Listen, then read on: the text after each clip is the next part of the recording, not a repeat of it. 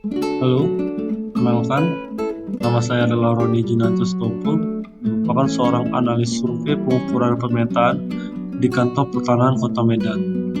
Pada kesempatan kali ini, saya akan menjelaskan tentang manajemen ASN, pelayanan publik, dan Wall of Government. Manajemen ASN terbagi atas 3. Yang pertama adalah kedudukan, peran, hak, kewajiban, dan kode etik ASN.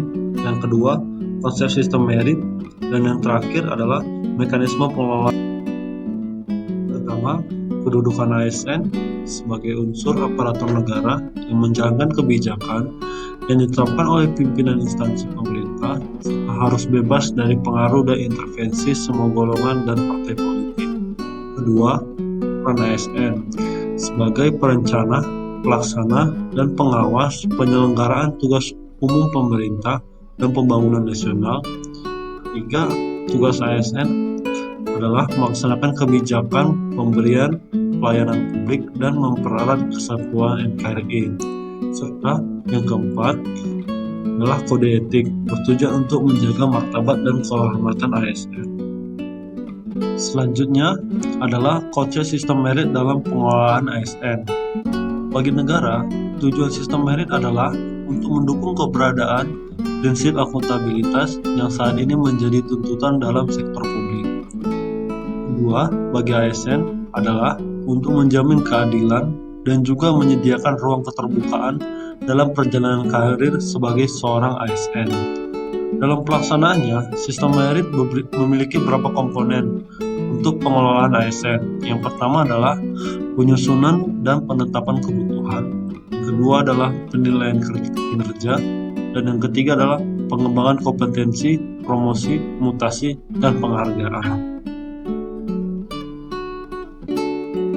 Dalam pelaksanaan manajemen ASN, terdapat mekanisme pengelolaan ASN yang terbagi menjadi 4, yaitu manajemen PNS, manajemen PPPK, pengelolaan JPT, dan yang terakhir adalah organisasi dan sistem informasi.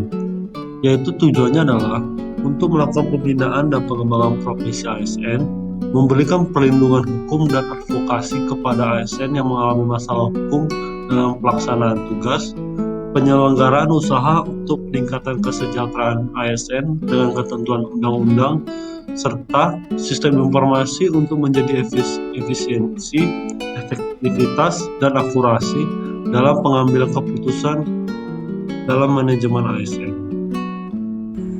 Pelayanan publik adalah kegiatan atau rangkaian kegiatan dalam rangka pemenuhan kebutuhan pelayanan sesuai dengan peraturan perundang-undangan bagi setiap warga negara dan penduduk atas barang, rasa, dan atau pelayanan administratif yang disediakan oleh penyelenggaraan pelayanan publik.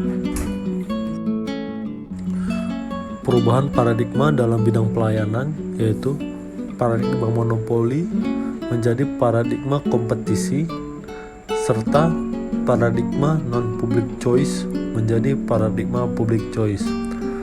Pada prinsip-prinsip pelayanan publik terdiri atas 1. Kesederhanaan, 2. Kejelasan, 3. Kepastian waktu, 4. Akurasi, 5. Keamanan, 6. Tanggung jawab, 7. Kemudahan akses, 8. Kedisiplinan, dan 9. Kenyamanan. Langkah-langkah strategis yang dapat dilakukan dalam peningkatan pelayanan publik antara lain membangun kesadaran melayani bagi ASN, memberikan reward dan punishment yang seimbang, serta mengadakan kompetisi pelayanan untuk instansi yang memberikan pelayanan sejenis. Materi terakhir adalah Wall of Government. Apakah Wall of Government? Menurut United States Institute of Peace adalah pendekatan yang mengintegrasikan upaya kolaboratif dari instansi pemerintah untuk menjadi kesatuan menuju tujuan bersama. Juga dikenal sebagai kolaborasi, kerjasama antar instansi, aktor pelayanan dalam penyelesaian suatu permasalahan pelayanan. Jadi, Dengan menerapkan pelaksanaan kebijakan publik ditambah dengan pelayanan publik dan adanya perekat pemersatu bangsa, maka akan terciptanya konsep menuju whole of government. Jadi, bagaimana cara melaksanakannya? Pertama, respon pemerintah terintegrasi. Kedua, menghilangkan jejak sektoral. Ketiga, kerjasama antar instansi pemerintah. Keempat, kolaborasi. Dan yang terakhir, koordinasi dan sinergitas. Tantangan-tantangan dalam menerapkan praktek whole of government antara lain: 1. Kapasitas SDM dan institusi. Kapasitas SDM dan institusi yang terlibat dalam WOG tidaklah sama. Perbedaan kapasitas ini bisa menjadi kendala serius ketika pendekatan WOG, misalnya mendorong terjadinya merger atau akuisisi kelembagaan sehingga terjadinya penggabungan SDM dengan kualifikasi yang berbeda. Kedua, nilai dan budaya organisasi.